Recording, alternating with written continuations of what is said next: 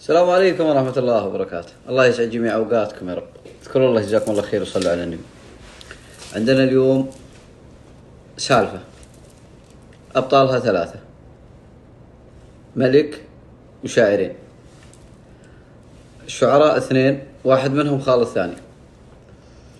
الملك هو عمرو بن هند، ملك الحيرة، ومعروف بظلمه وتغطرسه. كان صارم وظالم، متغطرس، متكبر، معروف.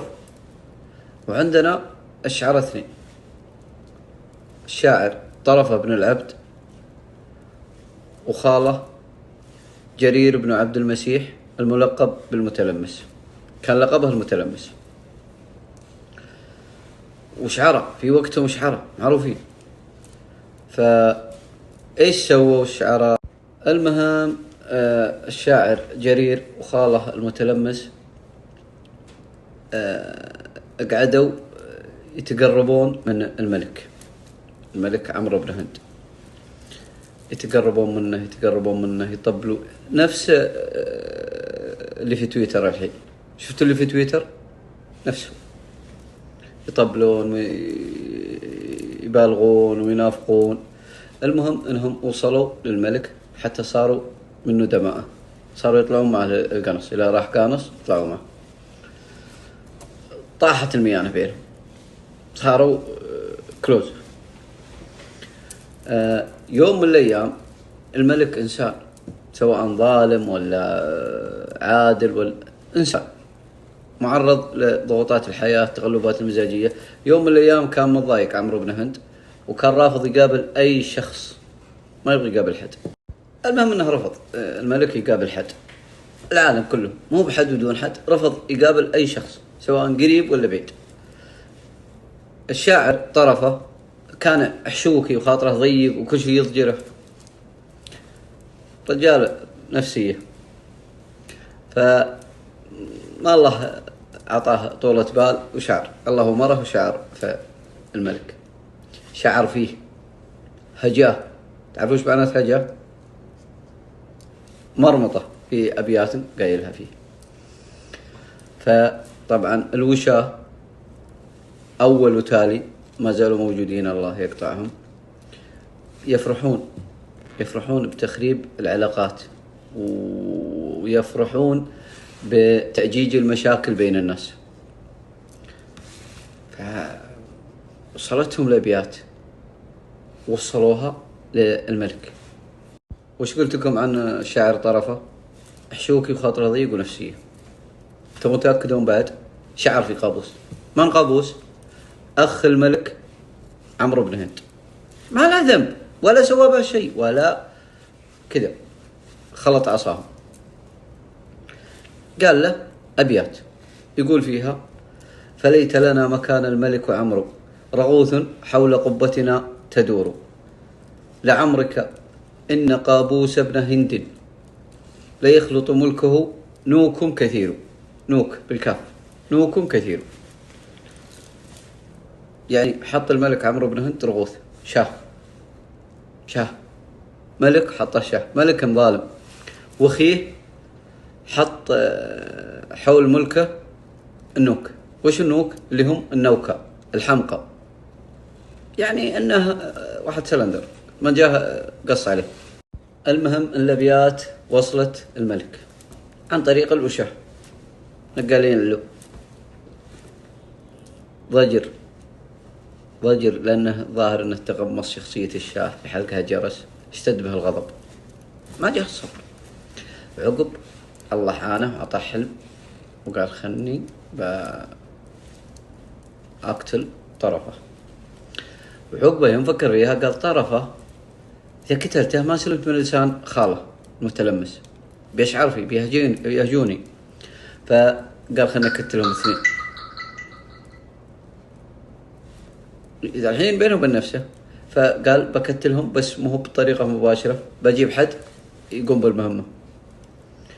طلبهم وجاوه وسولف معهم وقابلهم، ولا كأنه يدري بالأبيات، ولا كأنها وصلته، ولا كأنه ضجر بعد. أعطاهم صحايف.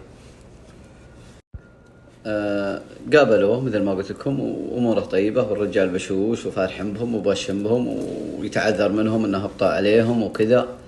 طبعا الشعرانة طرفة وخالة وين أهلهم؟ في البحرين، هم الحين عند عمرو بن هند ملك الحيرة. فقال لهم عقب ما سولفوا هنا وأعطاهم الصحايف، قال أكيد إنكم اشتقتوا لأهلكم. قالوا إي بالله إن شاء الله اشتقنا.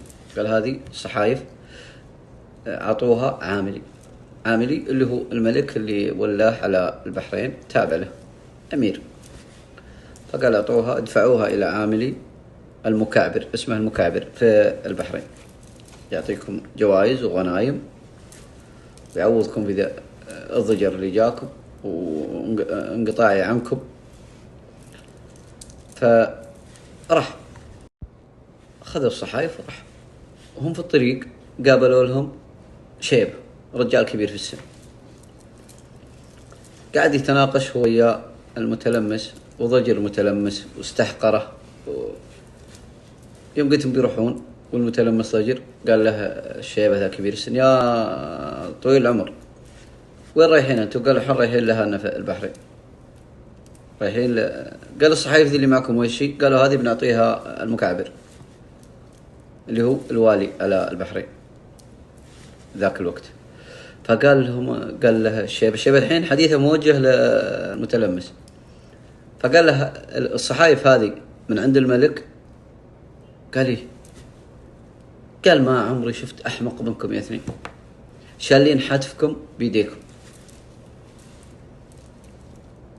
هنا دخلوا الشك المتلمس، استشك المتلمس ودعا له صبي غلام في جنبهم، وجاه بطل له الصحيفة، قال له قري الموجود في المكتوب في الصحيفة.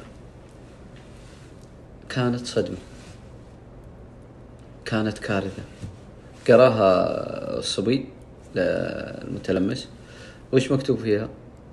مكتوب من ملك الحيرة الملك عمرو بن هند إلى الوالي المكعبر والي البحرين: إذا جاءك المتلمس فاقطع يديه ورجليه وادفنه حي. تخيلتوا الجريمة؟ يقطع يديه ورجله ويدفنه حي. خذ الصحيفة المتلمس وقطها في نهر في جنبه، كتب له أبيات أنا بداري وش. المهم أنه قال انصدم المكابر، قال له يا طرفة أنت تدري وش مكتوب في الصحيفة؟ قال لي بالله أدري. مكتوب فيها أنك تعطيني فلوس، تعطيني غنائم، تعطيني خير؟ قال لا، مكتوب فيها أني أقطع يديك ورجليك وأدفنك حي.